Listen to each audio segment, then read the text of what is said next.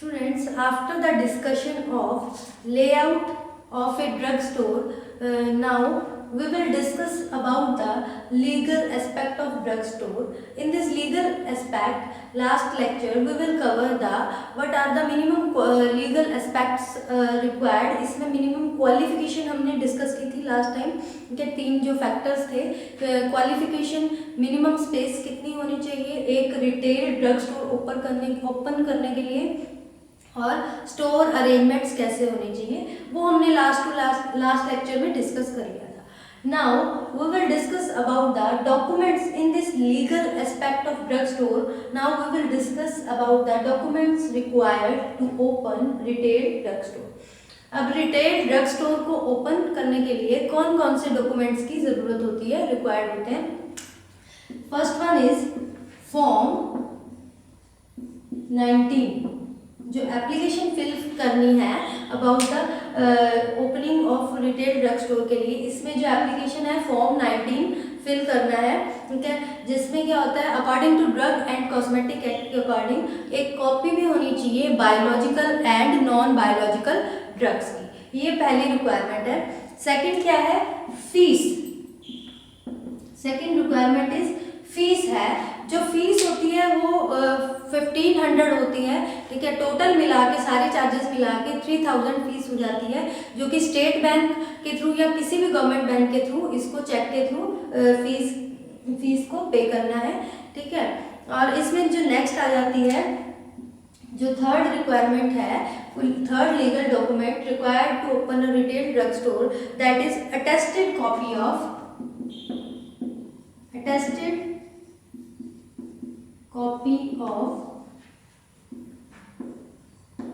Diploma in pharmacy.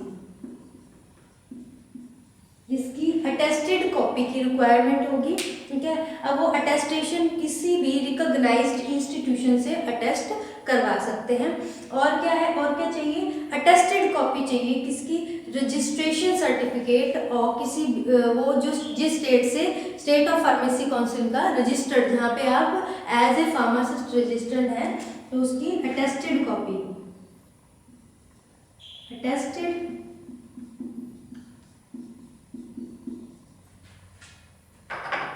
Copy.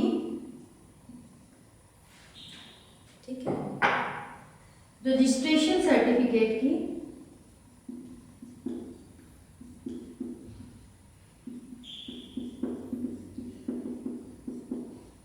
ठीक है, attested copy of registration certificate जो किसने इशू किया है, issued by state pharmacy council.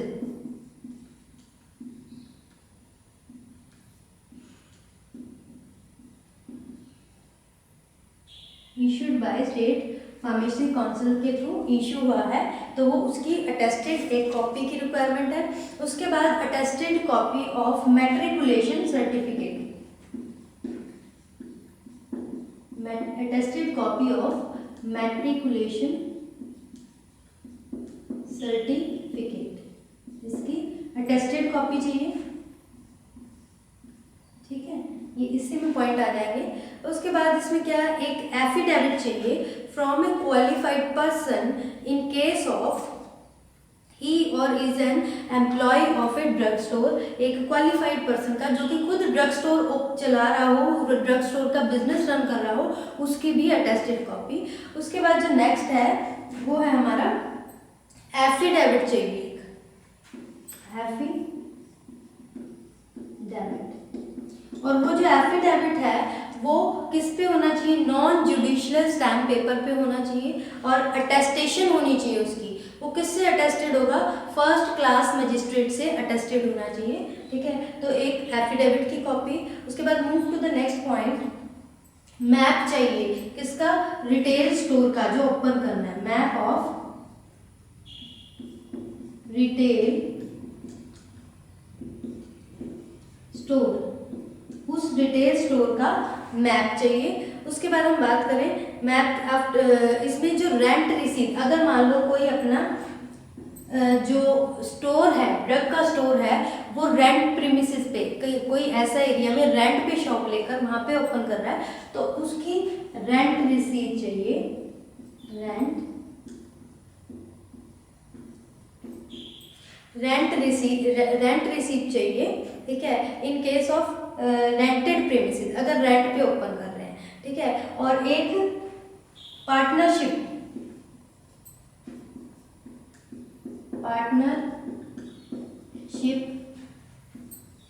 Deed copy, एक कॉपी किसकी चाहिए, पार्टनरशिप में। अगर कोई भी अपना ड्रग स्टोर कैसे चला रहा है, पार्टनरशिप में चला रहा है, पार्टनरशिप में ये बिजनेस रन कर रहे हैं, तो उसमें जो एग्रीमेंट, ये डीड आपको ऑर्गेनाइजेशन में करवाया था, जो आपका सेकंड चैप्टर था ऑर्गेनाइजेशन वाला, बिजनेस ऑर्गेनाइजेशन का, उसमें आपको करवाया था कि एक एग्रीमेंट होता है, अगर कुछ पार्टनर्स हैं मिलकर अपने बिजनेस को रन करते हैं तो उसमें हर चीज़ का एग्रीमेंट लिखा होता है, ठीक है। तो उसको क्या कहते हैं, पार्टनरशिप डीड कहते हैं।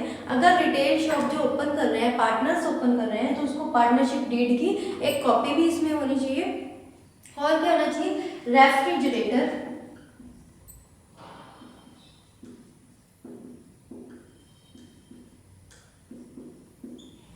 परचेज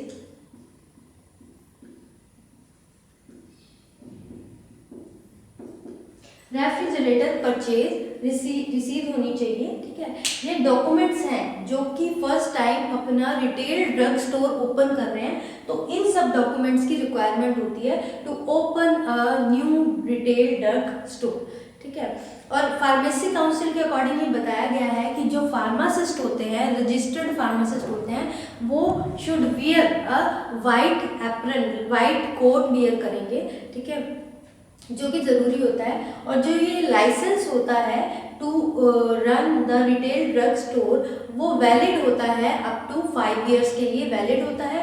अब 5 years पूरा होने के बाद उसको दोबारा से रिन्यू करवाया जाता है। तो जो नेक्स्ट आ गया हमारा documents required for the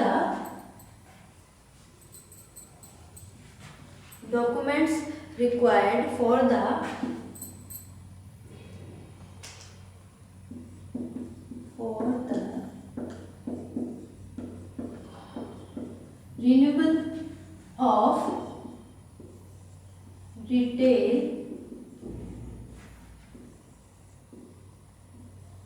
drug store. अब रिन्यू करवाना है तो कौन कौन से डॉक्यूमेंट्स रिक्वायर्ड हैं, सबसे पहले तो, ठीक है, एप्लीकेशन फॉर्म नंबर 19 सेम है।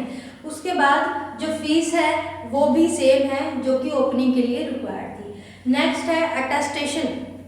उसके बाद अगर मान लो, यहाँ तक तो सेम है, अगर लेट फीस में उसको रिन्यू करवा रहे हैं तो उसके चार्जेस एक्स्ट्रा लगते हैं, that is 500 rupees per month के हिसाब से एक्स्ट्रा चार्ज लगते हैं। जितनी देर लेट होता रहेगा उतना 500 पर मंथ के हिसाब से उसका चार्ज करते रहेंगे, उसकी लेट फीस लगेगी, ठीक है।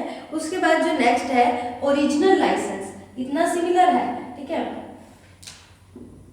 उसके बाद original license in case of first renewable, अगर पहली बार रिन्यू करवा रहे हैं तो उसके लिए ओरिजिनल लाइसेंस की रिक्वायरमेंट है, ठीक है। Latest renewable certificate in case of subsequent renewable. उसके बाद अगर मान लो आगे के रिन्यूएबल के लिए, ठीक है, पहली बार करवा रहे हैं तो ओरिजिनल चाहिए, लेकिन अगर आप आगे रिन्यू करवाते हैं तो आपको जो लेटेस्ट रिन्यूएबल करवाया था उसी की एक कॉपी चाहिए, ठीक है। नेक्स्ट जो हमारा इसमें रिक्वायर्ड है वो है एफिडेविट एफिडेविट, जो कि किससे मिलेगा, नॉन जुडिशनल स्टैम्प पेपर पे होगा, लेकिन अटेस्टेड किससे होगा, इसमें तो फर्स्ट क्लास मजिस्ट्रेट से अटेस्ट था जब हमने जो रिटेल ड्रग स्टोर ओपन किया था, लेकिन जब हम रिन्यू कर रहे हैं रिन्यूएबल में, वो अटेस्टेड होगा ओथ कमिश्नर से, ठीक है। तो ये हो गया हमारा documents which are required for the renewable of retail drug store. ये सारे डॉक्यूमेंट्स रिक्वायर्ड होते हैं जब हमने क्या करना है, रिन्यू करवाना है रिटेल ड्रग स्टोर को। अब हम बात करते हैं जो ये तो न्यू लाइसेंस हो गया। अब हम बात करते हैं नेक्स्ट जो हमारा documents required for to open wholesale drug store. ये तो हमने रिटेल ड्रग स्टोर के बारे में किया, ठीक है। जो रिटेल ड्रग स्टोर होता है ये कौन सी शॉप्स होती हैं, जो कि मेडिसिन की शॉप्स होती हैं हमारे मार्केट में, ठीक है। और अगर मान लो कोई हेल्थ केयर सेंटर्स होते हैं, वहाँ पे जो मेडिसिन की शॉप है, रिटेल पे जो ड्रग्स हैं उसकी सेल और परचेज होती है, या फिर किसी भी हॉस्पिटल में केमिस्ट की शॉप है, वो रिटेल ड्रग स्टोर होती है, लेकिन जब documents required to open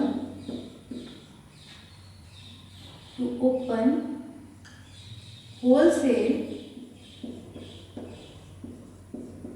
drug store, ठीक है। अब ये जो होलसेल ड्रग स्टोर है ना, इसको ओपन करने के लिए सबसे पहले हमें न्यू लाइसेंस चाहिए, ठीक है, न्यू लाइसेंस।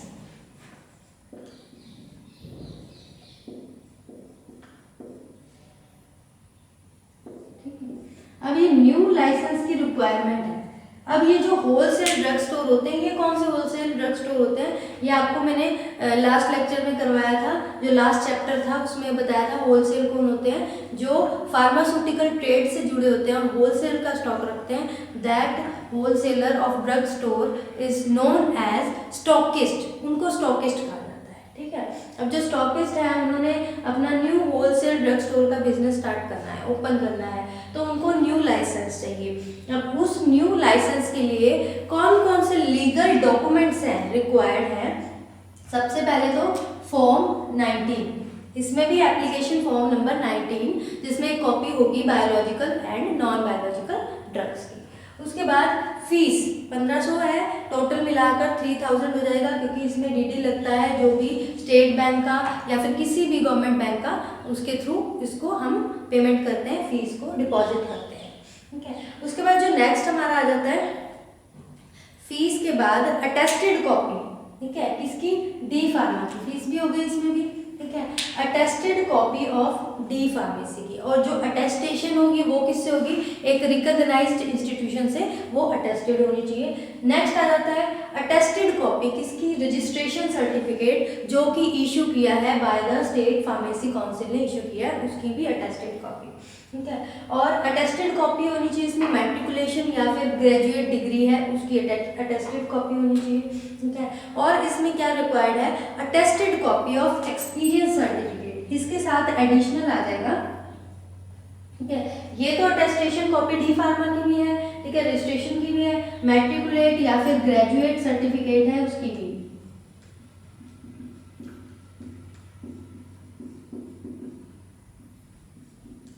ठीक है।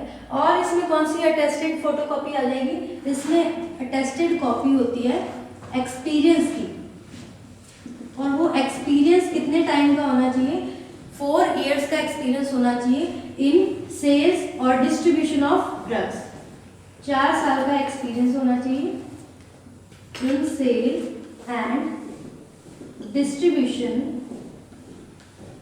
Of drug. इस बिजनेस में ये एक्सपीरियंस सेटअप होना चाहिए और उसकी अटेस्टेशन होनी चाहिए, अटेस्टेड कॉपी, ये एडिशनल आ जाएगा इसमें, ठीक है।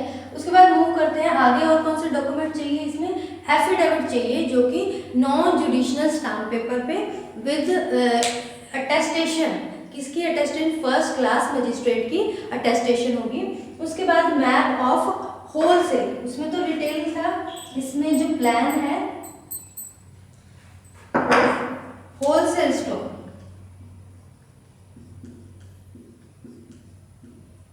ठीक है, होलसेल स्टोर का मैप आ जाएगा, जहां पे आप अपना जो भी बिजनेस चलाना चाहते हैं उस स्टोर का मैप आ जाएगा। और अगर मान लो आप जो होलसेल जो स्टॉकिस्ट अपनी शॉप ओपन कर रहा है, ड्रग स्टोर की जो शॉप है उसको, उसमें अगर वो रेंट पे ली है उसने शॉप, तो उसकी रेंट रिसीट भी होनी चाहिए, ठीक है। नेक्स्ट आ जाता है इसमें पार्टनरशिप डीड, अगर वो पार्टनरशिप में बिजनेस कर रहा है तो पार्टनरशिप डीड की एक कॉपी होनी चाहिए साथ में, ठीक है। और एक रेफ्रिजरेटर परचेज रिसीव होनी चाहिए, ठीक है। ऑलमोस्ट सब चीजें सिमिलर है टू ओपन, जितने भी डॉक्यूमेंट्स रिक्वायर्ड है to open a wholesale drug store और to open a retail drug store, ठीक है। रिटेल ड्रग स्टोर होते हैं जो केमिस्ट की शॉप होती है, होलसेल ड्रग स्टोर होते हैं जो कि स्टॉकिस्ट होते हैं, ठीक है। बस इसमें एडिशनल ये है कि एक कॉपी चाहिए एक्सपीरियंस सर्टिफिकेट की, जिसमें नियरली मिनिमम 4 ईयर एक्सपीरियंस होना चाहिए sale and distribution of drug business में, उसका ये एक्सपीरियंस होना चाहिए। बाकी जितने भी डॉक्यूमेंट्स जो रिक्वायर्ड हैं, चाहे वो रिटेल है चाहे वो होलसेल है, वो सिमिलर है। अब बात करें इसकी रिन्यूएबल की, renewal of wholesale drugstore.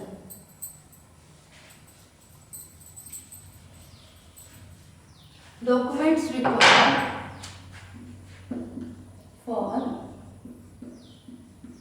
renewal of wholesale drug store license. ठीक है, होलसेल ड्रग स्टोर लाइसेंस के लिए या फिर होलसेल लाइसेंस के लिए होलसेल, ठीक है। अब इसमें कौन कौन से डॉक्यूमेंट्स रिक्वायर्ड है, इसमें भी वही सिमिलर डॉक्यूमेंट्स हैं। First of all application form number, application in duplicate in form number 19, ठीक है। इसमें बायोलॉजिकल और नॉन बायोलॉजिकल ड्रग्स की एक कॉपी। उसके बाद फीस 3000 है, ठीक है, through the DD of state bank of India या फिर किसी भी गवर्नमेंट बैंक से हम उसको डिपॉजिट करवा सकते हैं। उसके बाद इसमें ये फीस हो गई। फीस के बाद इसमें आ जाएगा लेट फीस, ये तो सिमिलर था, ठीक है। उसके बाद आ जाएगा लेट फीस। अगर मान लो आप रिन्यू करवा रहे हैं डॉक्यूमेंट, जितना एक्सपायरी होने के बाद जितने मंथ लेट होता जाएगा उसके हिसाब से according to that 500 rupees per month ये जो लेट फीस है ये आपको डिपॉजिट करवानी पड़ेगी, ठीक है। उसके बाद अगर आप फर्स्ट टाइम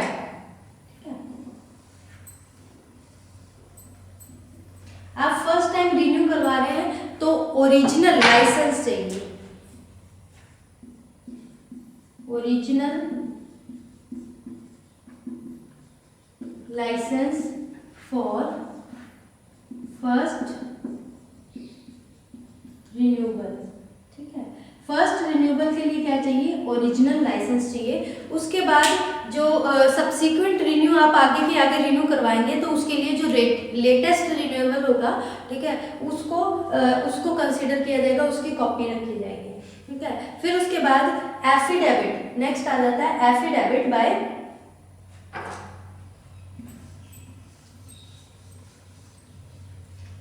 नेक्स्ट है हमारा affidavit on non judicial stamp paper पे, जो किससे अटेस्टेड होगा, बाय ओथ कमिश्नर है वो उसको अटेस्ट करेगा फॉर द रिन्यूअल, ठीक है।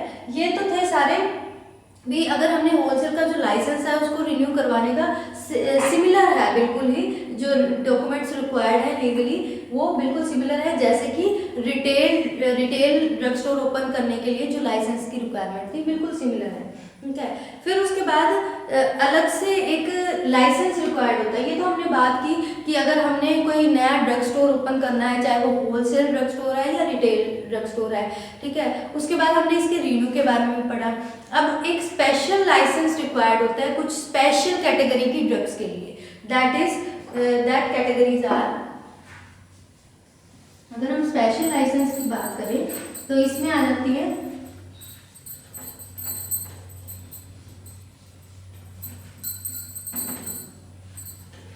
Schedule C and C1 drugs,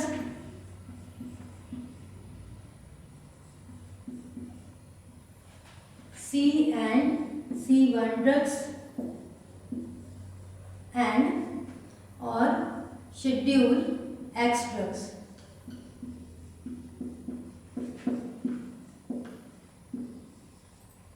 ठीक है। अब ये जो शेड्यूल C और C1 ड्रग्स हैं, ये कौन सी ड्रग्स होती हैं, जो ड्रग्स होती हैं जो comes under the category of schedule C and C1, that are, जो C1 में कैटेगरी में आती हैं, ये आती हैं जैसे एर्गट, adrenaline, fish liver oil, vitamin and liver extract and hormones, ये तो C1 में आ जाती हैं, ठीक है। एर्गोट हो गया, विटामिन आ गए, कुछ हार्मोन्स हो गए, ठीक है, लिवर एक्सट्रैक्ट हो गए, ठीक है, विटामिन ये C1 में आ जाती है। और जो C कैटेगरी में आ जाती हैं ड्रग्स, ये होती है जैसे सेरा हो गया, ठीक है, सीरम हो गया, ठीक है, टॉक्सिन्स हो गया, एंटीजेंस हो गया, एंटीटॉक्सिन्स हो गया, वो सी कैटेगरी में आती है वो ड्रग्स। और जो X कैटेगरी में आती हैं ये नारकोटिक्स होती हैं और साइकोटिक ड्रग्स होती हैं, ठीक है। Narcotics and psychotropic substances comes under the category of X schedule X drugs and some कोई विटामिन्स है, लिवर एक्सट्रैक्ट है, फिश है, फिश लिवर ऑयल है, हार्मोन्स है, that comes under C1 category drugs and some serum and sera antitoxin antigens are comes under the schedule C drugs, इसमें आती हैं। तो इसके लिए क्या होता है, अलग से लाइसेंस रिक्वायर्ड होता है। इसके लिए अलग से लाइसेंस के लिए किस फॉर्म को आपको फिल करना पड़ेगा? अगर आप होलसेल ड्रग से डील कर रहे हैं, होलसेल ड्रग सिस्टम में, तो आपको फॉर्म नंबर 21 और 20 एंड 21B फिल करना पड़ेगा, ठीक है। लेकिन अगर आप होलसेल की जगह रिटेल से डील कर रहे हैं तो आपको फॉर्म नंबर 20 एंड 20B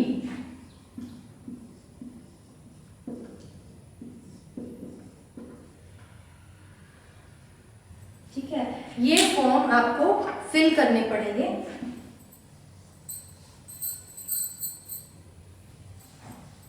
ठीक है, इसके लिए स्पेशल लाइसेंस रिक्वायर्ड है। वो तो लाइसेंस होगा ही होगा, जो कि होलसेल और रिटेल ड्रग स्टोर ओपन कर रहे हैं उसका तो लाइसेंस है ही। लेकिन अगर कुछ ड्रग्स अगर कोई होलसेल स्टोर वाला या केमिस्ट है या स्टॉकिस्ट है, वो इन कैटेगरी की ड्रग्स को जो कि आपको बताई हैं शेड्यूल सी में आती हैं, that comes under the schedule C1 and that comes under the schedule X, तो उनको अलग से एक लाइसेंस होना चाहिए उनके पास, जो कि form number 21 and 21B for wholesale, ठीक है, यानी for stockist, and 20 and 20B for retail price के लिए, ठीक है। जो X है उस ड्रग को, जो X कैटेगरी की ड्रग है ना, इसको कोई रिटेल पे नहीं सेल कर सकता जब तक प्रिस्क्रिप्शन ना हो, ठीक है। इसमें जैसे अगर बात करें, कुछ आप किसी भी मेडिकल स्टोर पे जाओ, आपने नॉर्मल कोई भी मेडिसिन लेनी है, जैसे PCM लेनी है, डाइक्लोफिनेक लेनी है, ट्रामाडोल लेनी है, तो वो इजीली आपको विदाउट प्रिस्क्रिप्शन, अगर आपने वर्बली कहा है कि हमें एक दो PCM की टेबलेट दे दो, ठीक है, और मेफेनेमिक एसिड दे दो, तो वो आपको सेल कर देगा। लेकिन अगर X कैटेगरी में जो ड्रग होती हैं, साइकोट्रोपिक सब्सटेंस आ जाते हैं, इसमें नारकोटिक्स आ जाते हैं, विदाउट रिसेंट और लेटेस्ट प्रिस्क्रिप्शन के बिना वो आपको ड्रग सेल नहीं कर सकता, ठीक है। तो ये सब आ गए भी, इनके लिए अलग से लाइसेंस रिक्वायर्ड होता है, ठीक है।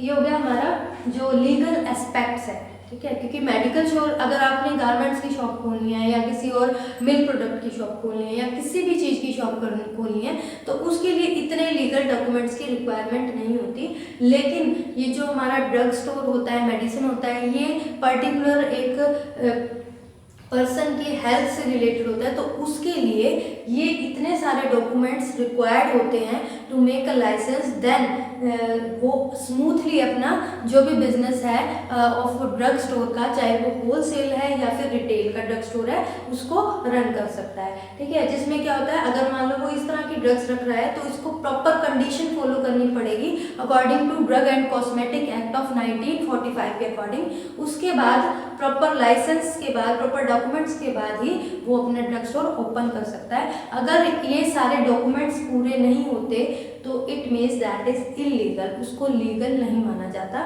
ठीक है। तो ड्रग स्टोर ओपन करने के लिए ये लीगल एस्पेक्ट्स हैं, कुछ लीगल डॉक्यूमेंट्स हैं, ये सब होने चाहिए। ये हमारा जो legal aspect of drug store है ये कंप्लीट हो गया। उसके बाद हमारा जो नेक्स्ट टॉपिक आएगा वो परचेजिंग के रिगार्डिंग आएगा। भी परचेजिंग क्या होते हैं, उसकी क्या ऑब्जेक्टिव होते हैं और परचेजिंग का क्या प्रोसीजर होता है। ये जो टॉपिक है हमारा परचेजिंग का, ये हम नेक्स्ट लेक्चर में कवर करेंगे। आपका ये टॉपिक यहीं पे फिनिश हो गया। Thank you students.